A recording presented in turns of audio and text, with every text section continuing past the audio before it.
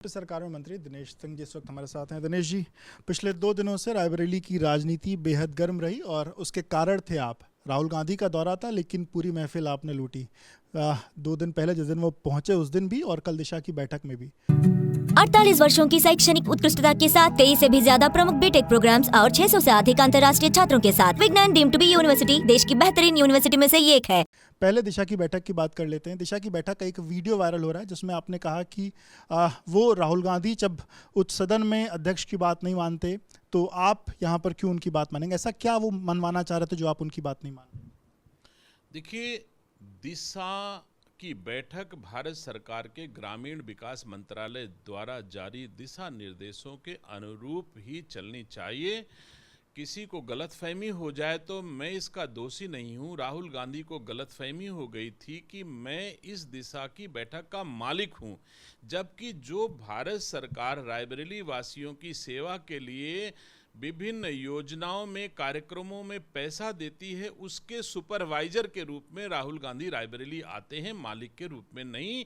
और मैंने दिशा की परिधि के भीतर डिस्कस करने के लिए कहा तो उन्होंने कहा कि मैं अध्यक्ष हूं। हमने कहा आप अध्यक्ष नहीं हो, आप सुपरवाइजर हो, अध्यक्ष के रूप में सुपरवाइज कर सकते हो, आप डिक्टेट नहीं कर रहे हो। बोले कि नहीं, मुझसे अनुमति लेके बोला जाएगा। हमने कहा जब लोकसभा में आप लोकसभा के अध्यक्ष का कहना नहीं मानते तो आप जैसे अध्यक्ष का कहना मानने के लिए दिनेश सिंह बाध्य नहीं है। और मैं दिशा की बैठक के भीतर ही बात करने दूंगा, इसके बाहर बात करने नहीं दूंगा। क्या ऐसा वो कौन सा मुद्दा छेड़ रहे थे जो आपको लगा कि वो दिशा की बैठक के बाहर की परिधि का मुद्दा था? देखिए, बहुत सारे ऐसे मुद्दे जो, जैसे सपोज करो कि दिशा की गाइडलाइन में भारत सरकार द्वारा कुल 43 कार्यक्रमों पर चर्चा करने का अधिकार दिशा देती है अध्यक्ष और माननीय सदस्यों को।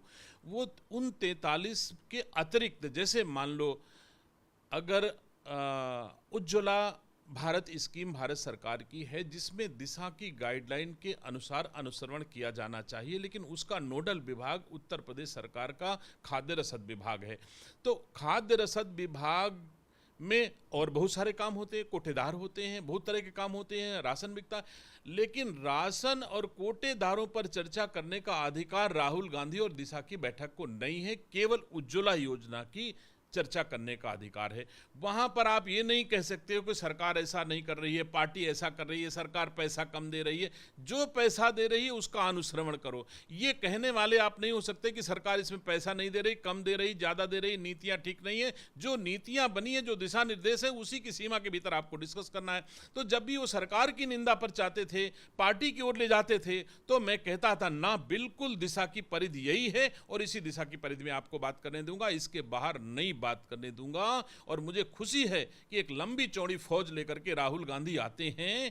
खुद को उस बुकलेट से ढूंढ के 4 सवाल पूछने की अकल राहुल गांधी को नहीं है। इतने वकील लेकर के चलते हैं, पीछे बैठाते हैं, कोई कान में बोलता है, कोई पर्ची देता है, तो भी एक सवाल नहीं कोई ऐसा पूछ पाए जिससे कि हमारी सरकारों को कटघरे में खड़ा कर सके। उनके प्रयास थे कि भारत सरकार और राज्य सरकार को कटघरे में खड़ा किया जाए। लेकिन मुझे खुशी है रायबरेली के अधिकारियों ने जिस रूप में प्रस्तुतिकरण दिया उससे महसूस हुआ 80% योजनाओं में 100% प्रगति जो हम लोगों को दिखाई पड़ी। अच्छा काम हुआ, थोड़े बहुत कामों में कहीं कमी ज़्यादा हुई है तो उसको इस आशय के निर्देश दिए गए कि इसको पूरा करा जाए। लेकिन राहुल गांधी खोजते रह गए भारत सरकार और राज्य सरकार के कामों में कमियां, लेकिन एक भी कमी ढूंढे नहीं पाए, क्योंकि मोदी जी और योगी जी मिल करके श्रेष्ठ भारत के निर्माण के लिए एक अच्छी रायबरेली बनाने के लिए काम कर रहे हैं। कांग्रेस लोग ये कह रहे थे कि विकास की जो गति है वो धीमी है, पारदर्शिता नहीं है, इसका राहुल गांधी वहां पर विरोध कर रहे थे।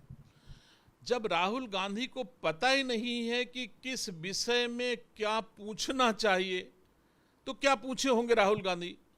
अगर आप अंदर से सूचना विभाग से वीडियो निकलवा के देख लीजिए तो पता आपको चल जाएगी कि पता ही नहीं उनको कि क्या विषय में हम बैठक में आए हैं, ये विषय कैसे हैं। जो पीछे से पर्ची मिलती थी वही राहुल गांधी पूछ लेते थे, इससे ज़्यादा राहुल गांधी वहाँ न कुछ पूछ पाए हैं। और मैं गर्व से बार बार कहता हूँ कि रायबरेली जनपद का विकास दोनों सरकारों के द्वारा राहुल गांधी की सरकारों से बेहतर हो रहा है।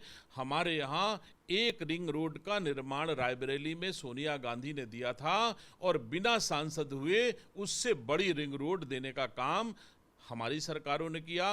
रायबरेली से चाहे जिस जिले की तरफ जाओ, सब 4 लेन एक्सप्रेसवे, इतना विकास पूरे आज़ादी के बाद से और अब तक कांग्रेस वहां राज करती रही, कभी नहीं कर पाई। दिनेश जी, एक चर्चा और रही आपकी कुर्सी को लेकर के। आपकी कुर्सी ऐसी दिख रही थी फोटोज में कि आप राहुल गांधी से ऊपर है आपकी कुर्सी, उस पर आपकी प्रतिक्रिया क्या है? देखिए, कुछ चीजें ईश्वर प्रदत्त होती हैं।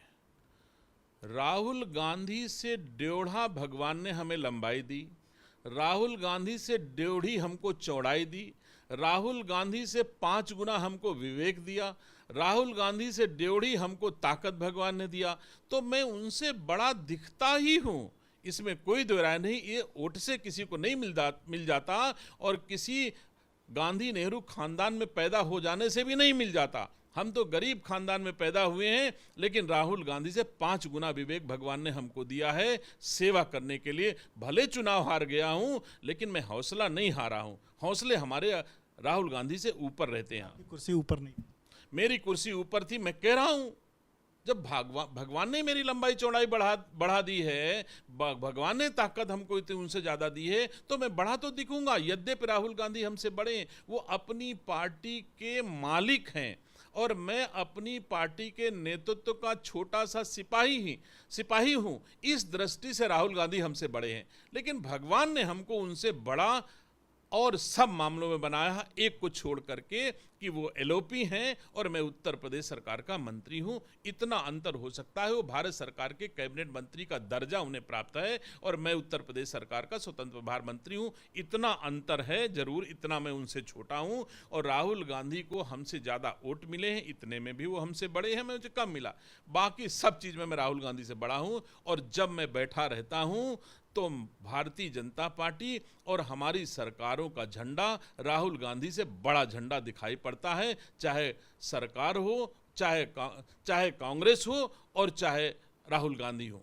एक चीज़ और कल देखने को मिली, आपके बेटे की तस्वीर राहुल गांधी से हाथ मिलाते हुए। सोशल मीडिया पर लोग उस पर सवाल कर रहे हैं कि एक तरफ आप राहुल गांधी का विरोध करते हैं और आपके बेटे जब राहुल गांधी से हाथ मिला रहे हैं, आप पीछे की तरफ में खड़े हैं, उस पर आपकी प्रतिक्रिया? देखिए, दिशा की बैठक संपन्न होने के उपरांत राहुल गांधी जी हमारे पीछे से निकल करके और जो दिशा के सदस्य माननीय विधायकगण थे उन सब से हाथ मिलाया। जितने ब्लॉक प्रमुख थे अधिकतम उनसे हाथ मिलाया। उसमें एक मेरा बेटा भी ब्लॉक प्रमुख के रूप में, सदस्य के रूप में सम्मिलित था, उससे भी उन्होंने हाथ मिलाया।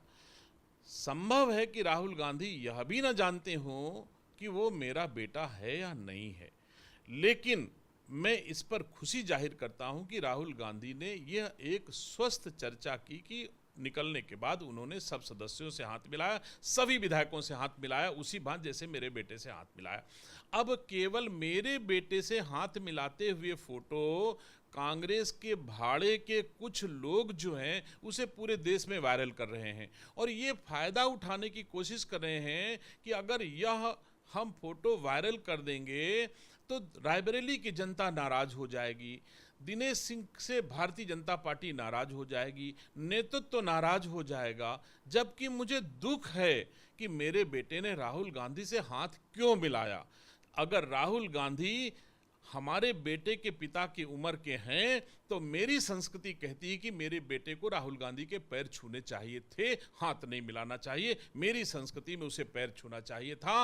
अब अपने पर आपको ज्यादा गर्व होता? बिल्कुल 100% सम्मान देने पर भारतीय संस्कार संस्कृति के अनुरूप अगर मेरा बेटा आचरण करे और किसी का बेटा आचरण करे तो उसे गर्व होना चाहिए। मुझे गर्व होता अगर राहुल गांधी के पैर मेरा बेटा छूता, इसमें मुझे कोई दुख नहीं है। और मैं समझता हूं मेरा नेतृत्व भी अगर ये भारतीय संस्कार संस्कृति के अनुसार आचरण करो तो हम भारतीय जनता पार्टी और भारतीय जनता पार्टी का नेतृत्व और दिनेश सिंह के समर्थक रायबरेली जनपद के मतदाता सबको खुशी होती। केवल पाश्चात्य सभ्यता के पोषक लोग, उन लोगों को तकलीफ होती, लेकिन भारतीय संस्कार संस्कृति को मानने वालों को ये अच्छा ही लगता। आखिरी सवाल दिशा की जो एक दिन पहले चलते हैं, जो राहुल गांधी का पहला दिन था दौरे का, उस दिन जो प्रदर्शन थे वो हुए। हालांकि बाद में आपने प्रदेश अध्यक्ष के नाम पर एक पत्र भी लिखा, उस पत्र में आपने कुछ नाराज़गी व्यक्त करी थी। क्या प्रकरण था और क्यों आपकी नाराज़गी थी और आप क्या चाहते हैं? देखिए, मैं इतना जानता हूं कि राहुल गांधी जी नेता प्रतिपक्ष लोकसभा में हैं, इसके नाते उन्हें भारत सरकार के कैबिनेट मंत्री का दर्जा प्रदत्त होता है। भारत सरकार के कैबिनेट मंत्री का दर्जा में जो कुछ प्रोटोकॉल में आता हो वो उनको मिलना चाहिए, और अगर नेता प्रतिपक्ष के रूप में कुछ हो तो वो भी मिलना चाहिए। लेकिन जिस रूप में प्रोटोकॉल दिया गया उससे मुझे तकलीफ हुई कि यह अनावश्यक था, इसकी ज़रूरत नहीं थी। रेहड़ी पटरी वालों को हटाया जाने पर मुझे दर्द हुआ है, और जो 70 किलोमीटर का रूट डाइवर्ट किया गया था इस पर मुझे दर्द हुआ, जिसकी शिकायत मैंने अपने सरकार को और अपने नेतृत्व को किया था। उम्मीद करता हूं कि उस पर कार्रवाई जरूर होगी। क्या ये राहुल गांधी के पहले ऐसे दौरे पर ऐसी कुछ चीज़ें देखने को मिली, या आप इसके पहले कभी भी राहुल गांधी जब आते थे तो इस तरीके के लोगों को नहीं कभी भी राहुल गांधी को आते हुए मैंने बहुत दिन बीत गया, कभी भी राहुल गांधी के आने पर इस तरह की व्यवस्था नहीं हुई जैसे अब की हुई। तो आपको इस बात की उम्मीद है कि अगली बार जब वो आएंगे तो रेहड़ी पटरी वालों को परेशान नहीं किया जाएगा, बड़े स्तर पर रूट 100% नहीं परेशान किया जाएगा, और मुझे पता होता तो इस बार भी ना परेशान होने देता। लेकिन दुर्भाग्य से मुझे जानकारी नहीं मिली। जब प्रशासन ने रेहड़ी पटरी वालों को हटाया, जब 70 किलोमीटर का रूट डाइवर्ट किया गया, ये तब मुझे पता नहीं चली। बात जब पता चली तो मैंने उसका विरोध किया, प्रतिकार किया, क्योंकि जनता की जवाबदेही भी मेरी है। मैं उसी जनपद से निर्वाचित होकर के आता हूँ।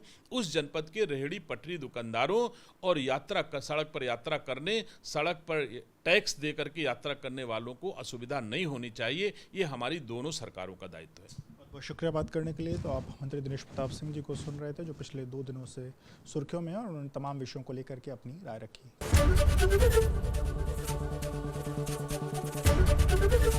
एबीपी गंगा, खबर आपकी, जुबान आपकी।